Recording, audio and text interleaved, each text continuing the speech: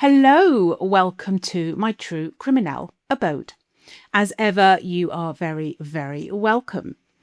Today's case is a sad one. It's about the disappearance of JoAnn Nichols.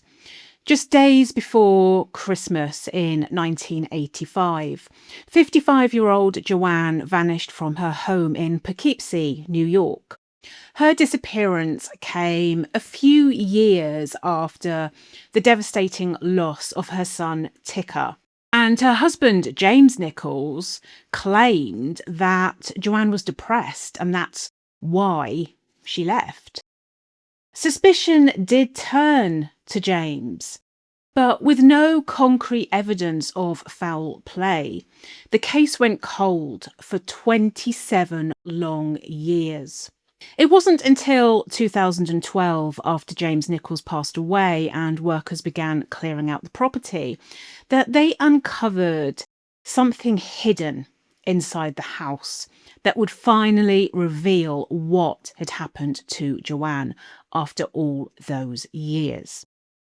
So let's get on with the story of JoAnn Nichols and the secret behind the wall.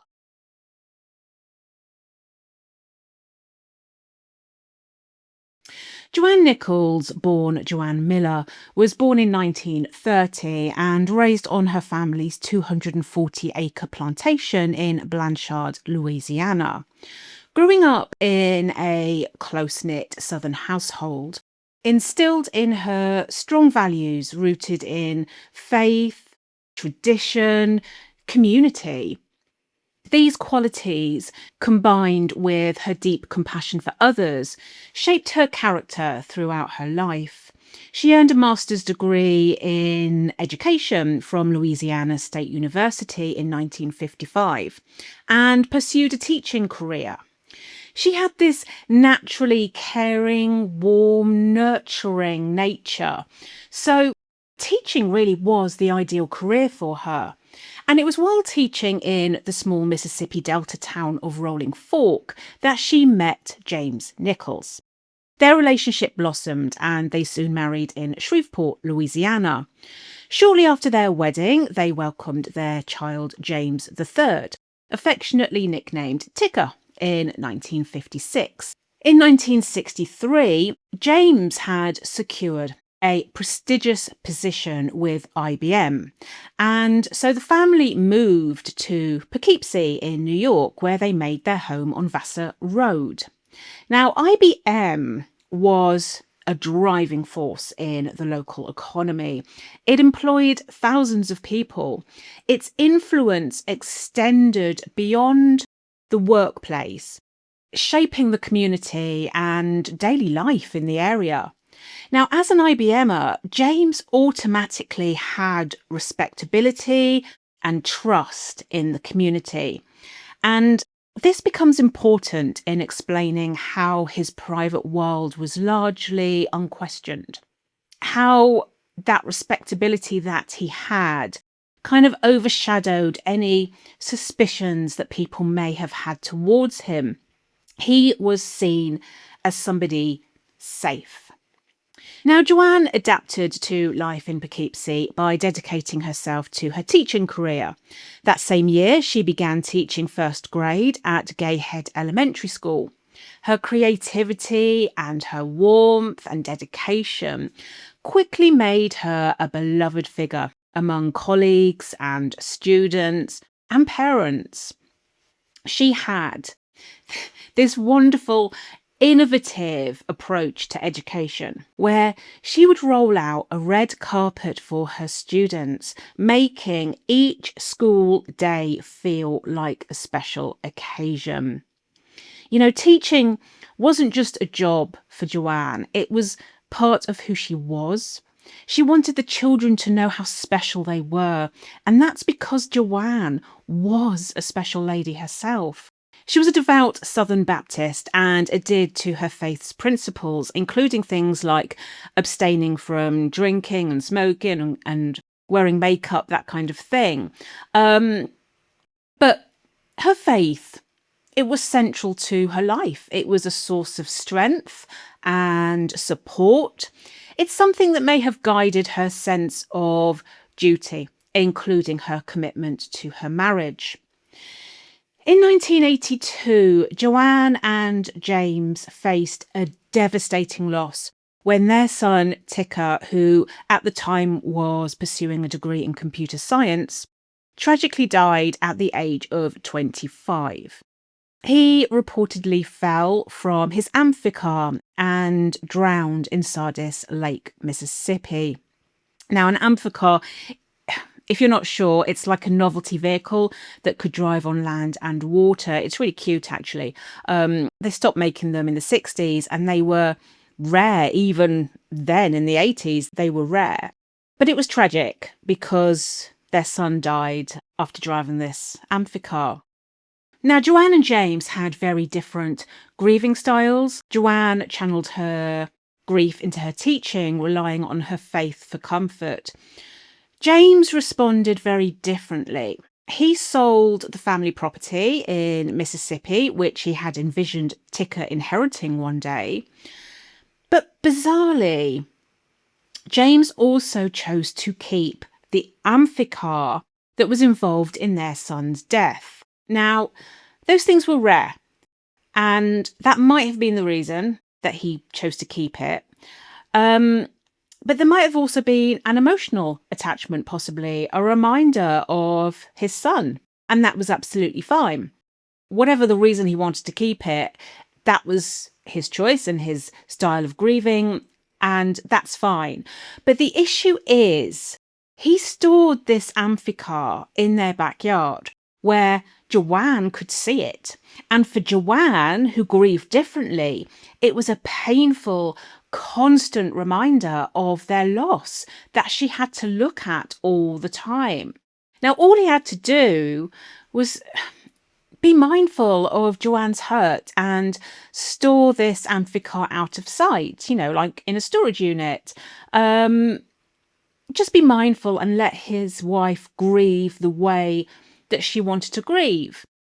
The loss of a child is often one of the most devastating experiences for any couple, and its impact on marital relationships can be difficult. And it's even worse when you have two very different grieving styles going on. If you can't come together, that's when rifts appear.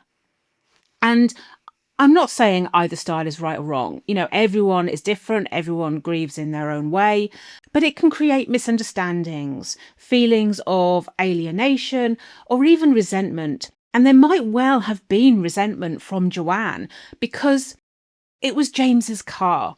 So even though she wouldn't have overtly blamed him for their son's death, she might have inwardly thought, it's your car. If you didn't have that car, he wouldn't have been on that lake, that kind of thing. Besides that, his decision to keep that amphibious car clashed with JoAnn's need to distance herself from painful memories, and that would have led to tensions in their relationship, and it did. She confided in friends and colleagues about her frustrations with James. There were other issues going on in their marriage. She complained about having to hand over her paycheck to him each week. This, as we know, strongly suggests there was a controlling dynamic at home. We've seen in other cases how stripping a person's financial independence is often a control tactic. And this need for control by James extended into another massive area of their lives.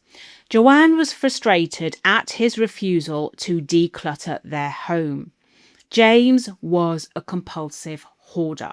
He filled their property, all of their property, including the basement and the garage and their 7 backyard sheds. 7 seems a lot, but apparently 7 backyard sheds. And he filled it with boxes and boxes of guns and memorabilia and tools and cameras and Civil War stuff and random gadgets, electronics, amphicars, He even stored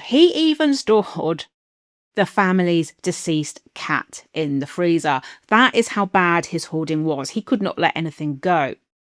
I don't know when the hoarding started. Hoarding is classified as a psychological disorder and often stems from underlying emotional struggles such as trauma, anxiety, or loss. James's behaviour might have been a coping mechanism for unresolved grief after the tragic loss of his son.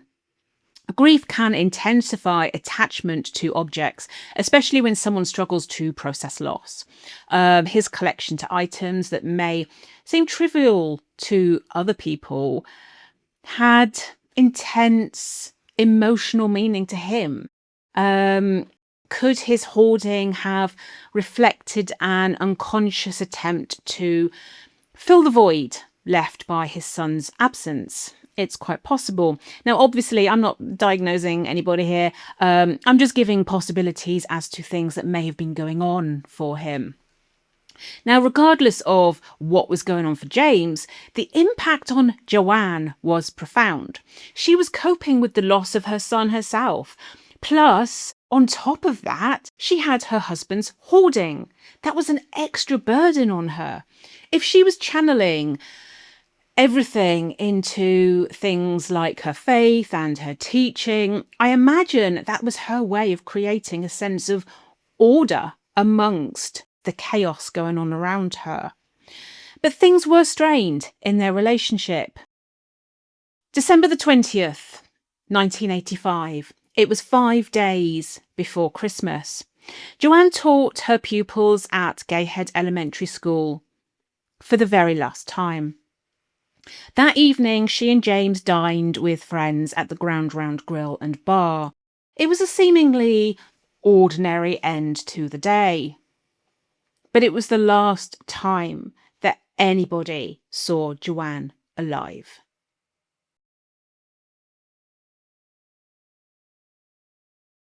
The following morning was a Saturday, and JoAnn had a hair appointment scheduled at a local mall. She didn't turn up. Later that day, James Nichols reported his wife missing. He told detectives he had seen JoAnn earlier that morning before leaving the house. He claimed that when he returned home, he found a typed note on his computer written by JoAnn saying she was depressed over their son's death. Investigators examined the computer, but the note's meaning remained inconclusive. In other words, they couldn't tell if JoAnn had written that note or not. Detective Lieutenant Charles Mittelstadt later remarked, quote, "There's a degree of depression, but it's not what I would consider a suicide letter," end quote. So it's pretty sus. A day after JoAnn's disappearance, detectives noticed her car had miraculously appeared on the driveway. Now, her car had not been on the driveway the previous day. James claimed he had found her car at a nearby shopping mall, but instead of notifying the authorities, he took the car to be cleaned and vacuumed. As you do. Effectively erasing potential evidence. Crazy. And it's actually really quite fascinating behaviour to look at, because he must have realised that cleaning the car would turn attention on him. And it did. There are so many reasons he could have done it. It could have been pure arrogance, possibly narcissism, a sense of internalized entitlement. He was an IBMer. He was respectable. Why would people look at him? That would be his thought process anyway. It could have been part of his hoarding behaviours. Some hoarders compulsively clean certain objects. It could have been a way to regain a sense of control. Cleaning can be kind of a way of fixing a situation. I don't know, there's loads of reasons why, but it's very, very odd behaviour. Maybe he was just stupid, I don't know. But ultimately, there was still no sign of JoAnn. In the days that followed, friends and family grew increasingly worried. JoAnn was known for routine, and she would call her mother every Sunday between 2 and 4 p.m. And that Sunday, she didn't. So people knew that something was seriously wrong. Over the following weeks, officers conducted searches. They searched waterways and nearby woods. They searched by foot. They searched by helicopter. But there was no trace of JoAnn. Now, they also did a preliminary search of the Nichols home, walking through the cluttered rooms. Now, this was a basic search. It wasn't thorough. It was literally just kind of a walkthrough. But in the basement, James unlocked a large safe and showed officers his gun collection. Again, there's possibly a few things going on here. The first thing I thought was distraction. That kind of look over there, not over here kind of thing. Then there's the cooperative performance. I'm showing you my guns. I've got nothing to hide kind of thing. And then, as part of his hoarding, a gun collection fits the pattern of him collecting things. But that would also create a misdirection. The police didn't immediately see the house as suspicious. They saw James as a collector of things, not a killer. More than a week after JoAnn's disappearance, James spoke to a reporter from the Poughkeepsie Journal. He claimed that JoAnn had called him on Christmas Eve morning, so about 3 days after he reported her missing. He told the reporter that she had said she was okay and asked James to say hello to their 2 golden retrievers. When James pressed her on her whereabouts, she abruptly hung up. Now, this was obviously his story. It's what he told the reporter. But by God, that was immediately a massive red flag. If she loved her dogs that much that she said to him to say hello to them, she probably wouldn't have left them. Now, if you're a dog lover, you will understand what I'm saying. He continued to tell the reporter, quote, "There's no reason to assume she's dead or alive, joined a group, or run off with some other man. There are 1,000 possibilities. The pain is not knowing." End quote. Now, the police found absolutely no evidence that she had even called him when he said she did. But the noticeable thing is his detached tone. Where's the warmth? His wife is missing. And he also had inconsistent statements depending on who he was talking to. He seemed pretty laid back with the reporter. There's 1,000 possibilities why she could be missing. But he told investigators that JoAnn was depressed and possibly suicidal. If he genuinely believed that she was depressed and suicidal, where was the urgency when talking to the media? Detective Charles Mittelstadt revealed that James suggested to the police that his wife may have run away due to the pressure of the holiday season, telling detectives she just couldn't cope. Which does make sense because a lot of people, they feel very pressured around holiday seasons. That's when a lot of people, unfortunately do get very depressed. But if that's the case, like I say, where was the urgency? Why didn't that come across to the media? He would be saying, we need to find her now because she's depressed. Not, oh, well, it could be a million reasons why she's gone.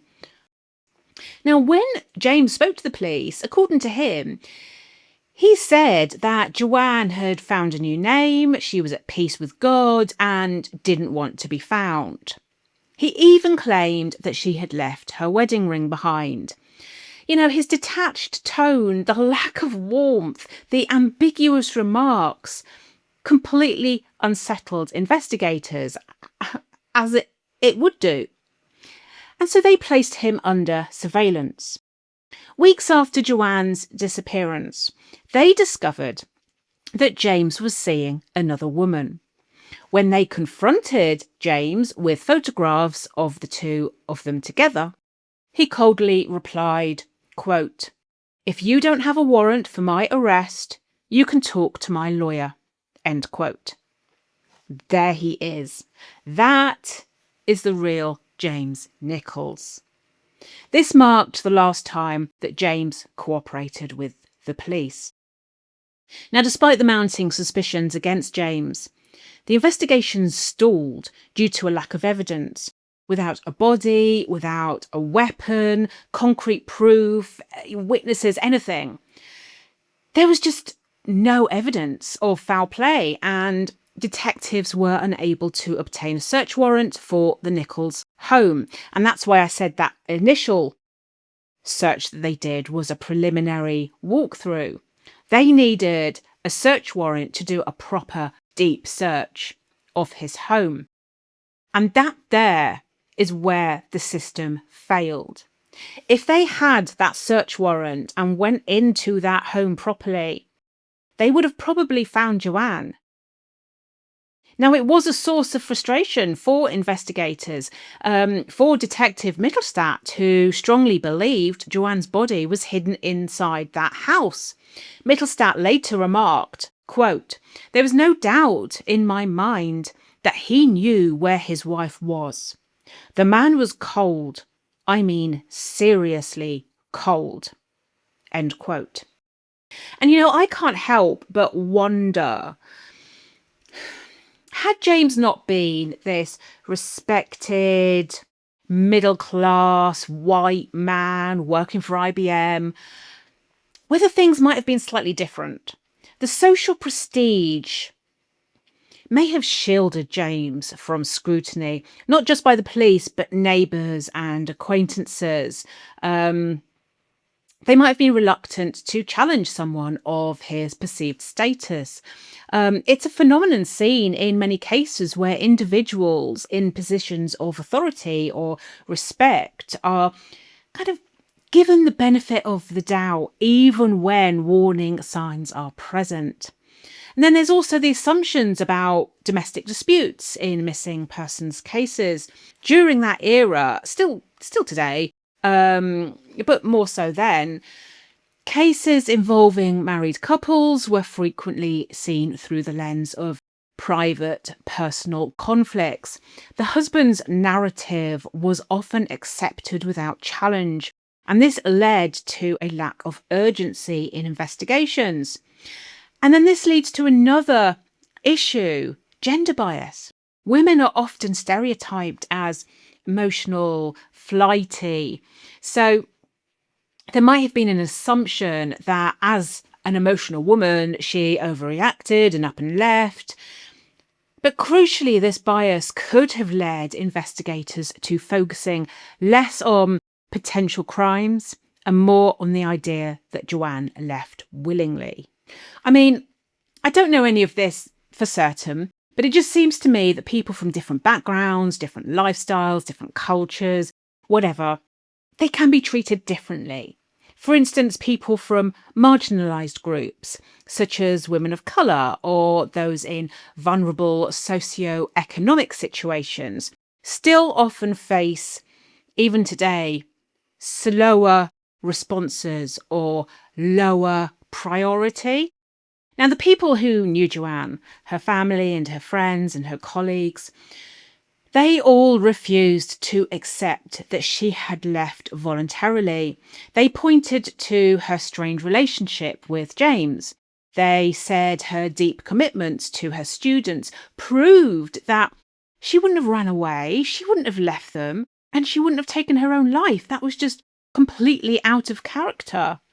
In their desperation for answers, they consulted psychics, they hired private investigators, but all their efforts came to nothing. the case grew cold and faded from public attention. And frustratingly, James Nichols was never officially named as a suspect or a person of interest in his wife's disappearance.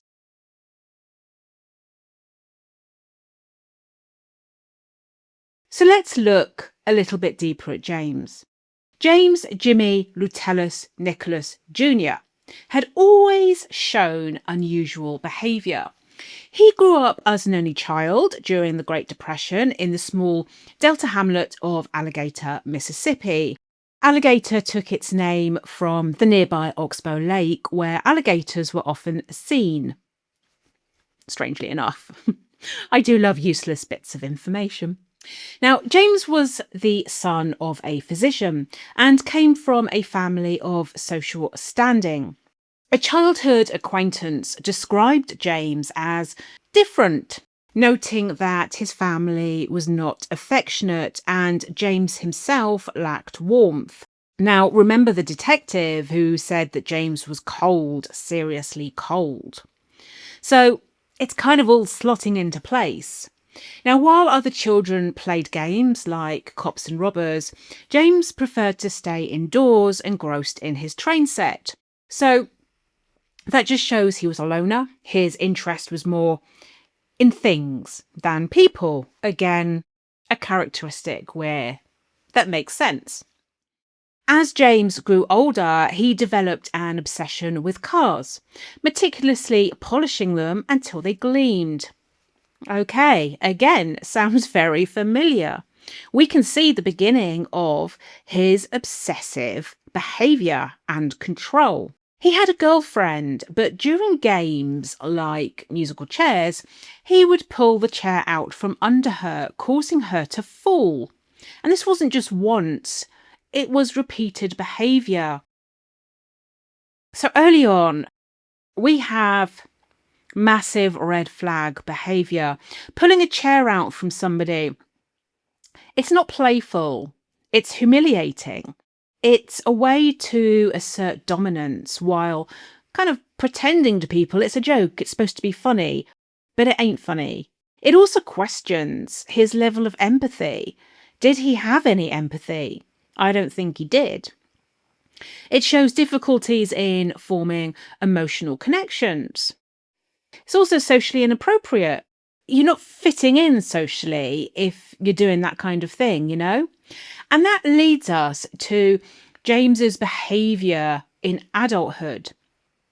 After JoAnn disappeared, he lived an increasingly reclusive life. He was known to neighbours for his odd behaviours and emotionless demeanour, with stories of his eccentricity spreading throughout the community. One of his neighbours of 16 years described James as very strange, explaining, quote, "I never really saw him that much, and when we did, he would just be out staring without saying hello or anything." End quote. Other neighbours shared unsettling accounts of his behaviour over the years. James was said to drive around with a mannequin dressed in a hat seated in the passenger seat. Now, I know, you just got this ridiculous mental image of him driving around with a mannequin dressed in a hat. But it's actually quite tragic. And I wonder whether it was an attempt at companionship. He found real emotional connections difficult. So this would have been a substitute. A mannequin can't judge. It can't reject. It doesn't require anything. It's companionship without risk, you know. He was said to enter neighbours' homes without knocking. This is a clear boundary violation. It shows he didn't understand or respect social norms. He rode his lawnmower around the neighbourhood with a trailer full of random items. Now, this kind of seems mundane, but he wasn't masking his eccentricity. In another incident, which was quite a sinister incident, he killed an injured squirrel in front of a neighbour and her terrified children using a hatchet. Now, he was still dressed in his work tie and his coat, so it forms quite an image of this sort of man in a suit, basically. It's a respectable man, and then he's got a hatchet and he's chopping up a squirrel in front of screaming children. And what this shows is a lack of understanding of how others feel. Most people would know that would be distressing to a child, but he didn't seem to understand that. Another time, one of his female neighbours reported catching James photographing her with a long lens camera while she painted her house wearing cut-off shorts. So we're crossing into creepy, predatory behaviour. And there was another example of this. James began dining weekly at a nearby restaurant called Perkins. Now, a waitress described him as polite and generous, but noted his unsettling habit of photographing employees. His behaviour eventually led to his ban from the restaurant. And again, it shows his total disregard for boundaries and personal autonomy. Now, these behaviours solidified James's reputation as an oddball and a loner. It was well known in the neighbourhood that most people avoided him. And let's just digress for a second and talk about how society has a habit of dismissing people who seem eccentric or socially awkward. Once somebody is labelled as a loner or a recluse, their behaviour stops being questioned and starts being ignored. And that's exactly what happened with James. Neighbours saw his strangeness as harmless reclusiveness. His hoarding was treated as an odd quirk rather than a sign of deeper psychological issues. People like James often fall through the cracks. Their eccentricities camouflage serious mental health problems, and they don't get the support that they need. And in extreme cases, James being an example, strange behaviours and reclusiveness can be dangerous. Society teaches us to leave strange people alone, and for good reason. It's protection. Isolation can hide danger, but it can also hide genuine suffering. And that's the problem. How are we supposed to know which is which? Is somebody dangerous or are they suffering? And that's why communities often don't know how to respond to eccentricity. And that's why it shouldn't be ignored, because we don't know which one it is. And I'm not saying the outcome would have been different if someone did speak up. We can't know that. But early support might have changed the trajectory. Who knows?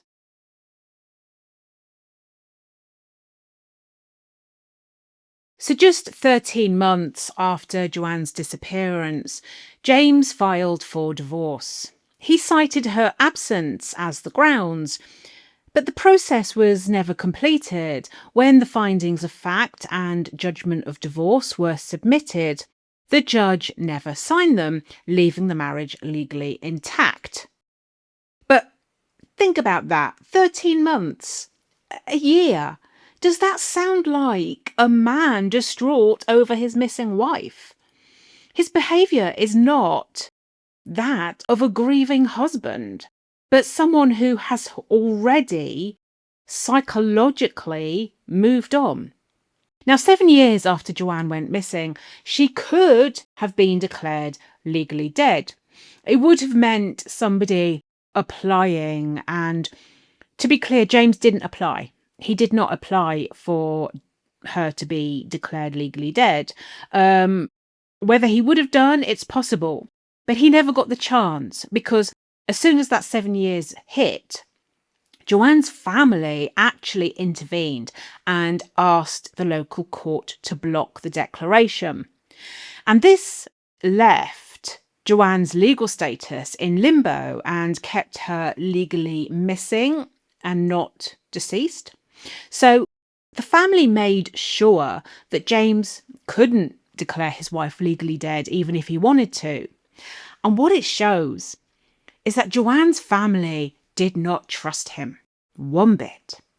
It was also a way for the family to keep pressure on the system. It signalled that they believed JoAnn's disappearance was not a simple missing persons case. Now, what the decision actually meant for James was it prevented JoAnn's share of the property from transferring to him, effectively chaining him to the house. So it helps to explain why he stayed in the house for so long, because he couldn't sell it, he couldn't refinance, he was kind of stuck, even if he wanted to, which psychologically I'm not sure he would have wanted to. I think he would have probably stayed there. But even if he did want to move, it would have been difficult for him to leave that house. So James basically retreated into the confines of his hoarded home. He rarely ventured out and slipped from public attention. But then, in December 2012, almost 27 years to the day after he reported his wife missing, James passed away from natural causes at the age of 82. He was found alone in his armchair in the house he had filled with decades worth of clutter. No relatives stepped forward to claim James's body. And because of that, Dutchess County, where they lived, oversaw his burial and took responsibility for managing his estate. James was buried in an undisclosed location, his solitary burial, kind of a mirror of the secrecy and the isolation that he lived in. But James's death marked a turning point, because after nearly 3 decades, the mystery surrounding JoAnn's disappearance was finally about to be solved.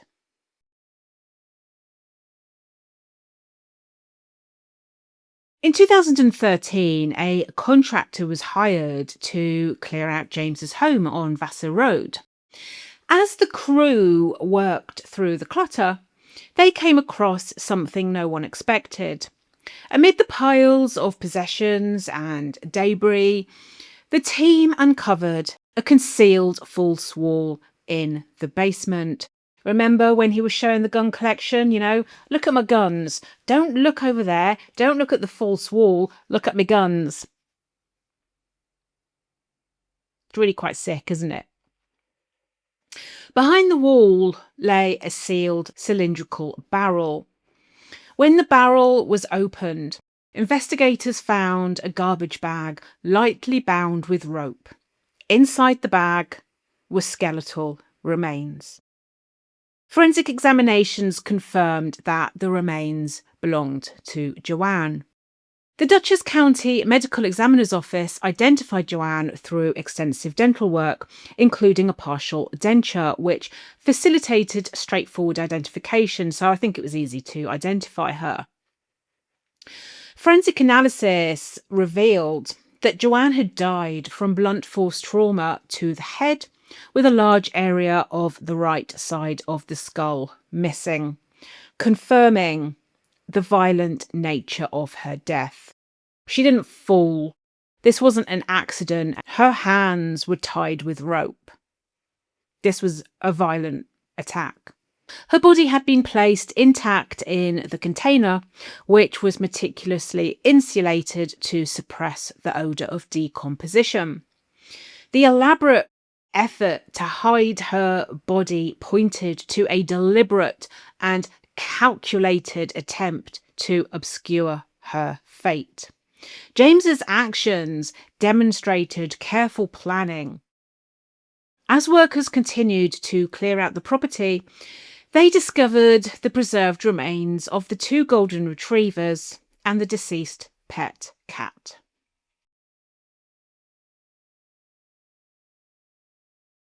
James's death finally revealed where JoAnn was, but the reason he killed her died with him. With no confession, no witnesses, no surviving evidence beyond the concealed remains, the motive is never going to be known. In the absence of answers, obviously speculation naturally grew. Could JoAnn have been contemplating leaving him? Was she frustrated with James's compulsive hoarding? Was she sick of his controlling nature? Was there a confrontation that spiraled into violence? Possibly all of the above. There's so many possibilities, but none can ever be confirmed. The truth ended with James. And ultimately, when James concealed JoAnn, he reduced her to yet another one of his possessions to be hoarded away. What he did was deliberate. Like I say, it wasn't an accident and he hoarded her, because he loved her. She was just a thing to him. While her family searched for answers, desperately searched for answers, hiring psychics and private investigators, James ensured that she stayed beyond their reach, denying them the chance to grieve or lay her to rest. And that's really cruel.